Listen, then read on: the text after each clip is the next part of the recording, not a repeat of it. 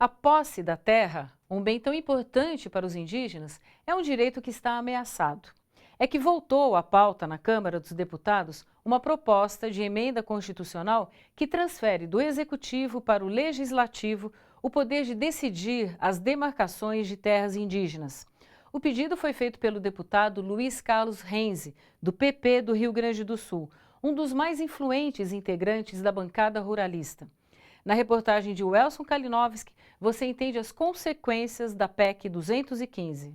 Considerada inconstitucional, a proposta prevê que a demarcação de terras indígenas no Brasil seja definida pelo Poder Legislativo. Atualmente, a atribuição é do Poder Executivo. Desde o final de 2013, a PEC 215, que tramitava na Comissão de Constituição e Justiça da Câmara, passou a ser analisada por uma comissão especial com representantes do governo, parlamentares, agricultores e povos indígenas. Organizados pelo Conselho Indigenista Missionário, o CIMI, os indígenas conseguiram evitar a votação da proposta. Entretanto, a nova carga dos ruralistas reinicia a disputa. A aprovação da PEC seria o alcance do objetivo da bancada ruralista, que, por sua vez, é o de impedir toda e qualquer nova demarcação de terra indígena no país. E, além disso, eles prevê a possibilidade de questionar e de reabrir procedimentos de demarcação já finalizados. Portanto, isso teria como uma consequência direta um fortalecimento da instabilidade jurídica relativa ao direito dos povos indígenas e, potencialmente, o aumento dos conflitos e das violências contra os povos no país. Os índios têm se organizado e cobrado espaço em discussões que tratam de questões indígenas.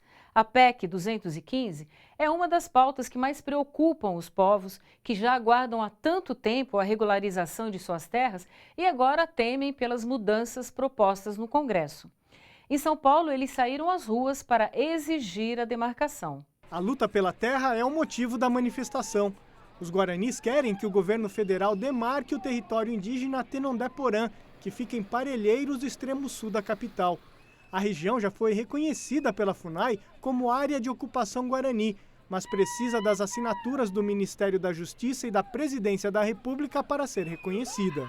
Quando a gente luta pela terra, nós estamos lutando pela vida do nosso povo. Para manter a cultura, para manter a preservação da floresta, para manter a preservação da água.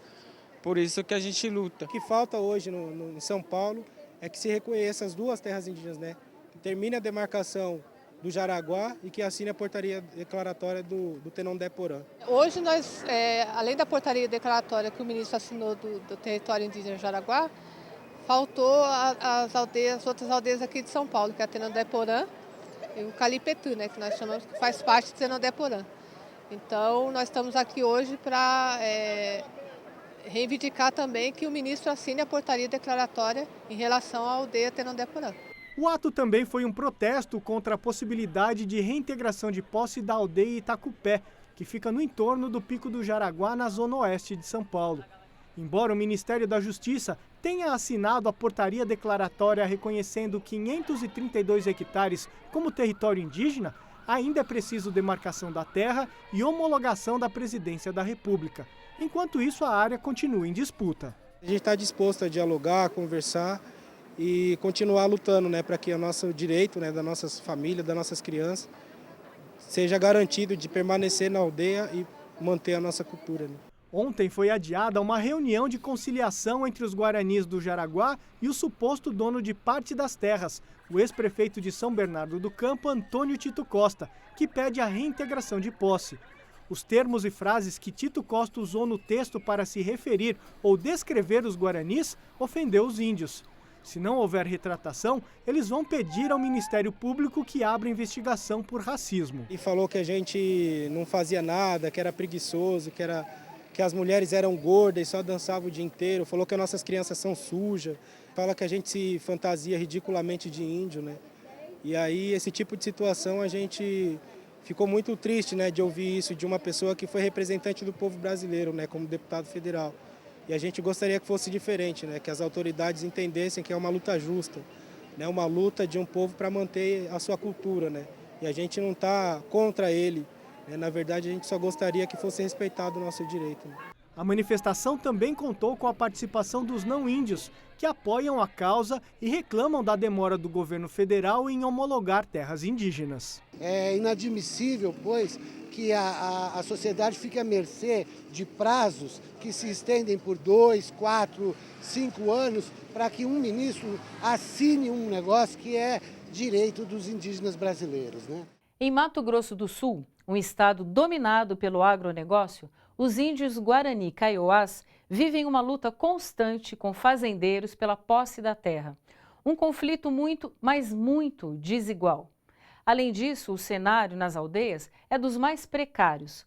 Baixa expectativa de vida, taxa de assassinato alarmante e índice de suicídio altíssimo. Entre os anos 40 e 70, eles foram acomodados em pequenas áreas na região. Mas o tempo passou e os espaços foram ficando pequenos, sem condições de plantio, pesca e caça. Por isso, no final da ditadura militar, nos anos 70 e 80, se organizaram para a conquista do que era de direito: terras. Como forma de enfrentar essa situação, né, surgiu o movimento político, né, de ocupação de terras, lá, que é conhecido, enfim, pelo fato de ele ser articulado em torno das grandes assembleias Guarani Kaiowá, chamadas de Ataiguaçu. Nessa luta, que já dura cerca de 40 anos, quem sempre levou vantagem foram os fazendeiros. Criaram todo tipo de resistência, de natureza jurídica, de natureza política, mas também se utilizaram de forças absolutamente ilegais, paramilitares. A Comissão de Direitos Humanos e Minorias da Câmara Federal afirma que os Guaranis Kaiowás são mais de 45 mil em situação de extrema pobreza. 80% das famílias vivem apenas com a cesta básica. Um povo que também convive de perto com a violência.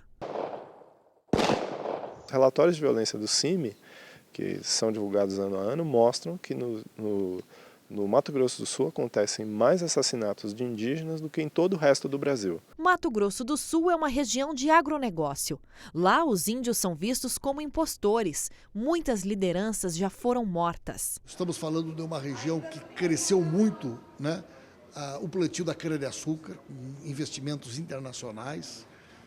Nós estamos falando de uma região que faz fronteira com o Paraguai e que, portanto, não aceita muitas parcelas de produtores daquela região que a lei seja cumprida. Hoje, os Guaranis Kaiowás vivem em 30 terras e mais 30 acampamentos, o que corresponde a menos de 50 mil hectares.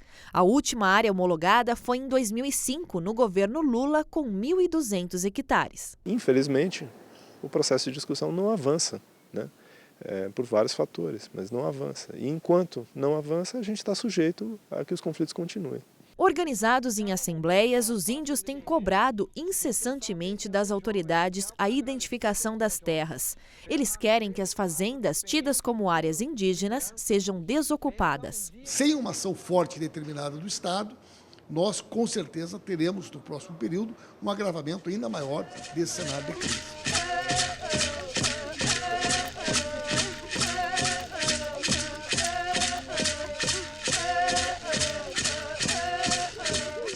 Os indígenas são vítimas de diversas violações de direitos humanos, além do preconceito. Olha só, de 2013 para 2014, a violência contra o índio aumentou 20% no Brasil. Os números são do relatório do Conselho Indigenista Missionário. Você acompanha a reportagem no próximo bloco do Panorama. Nós já voltamos.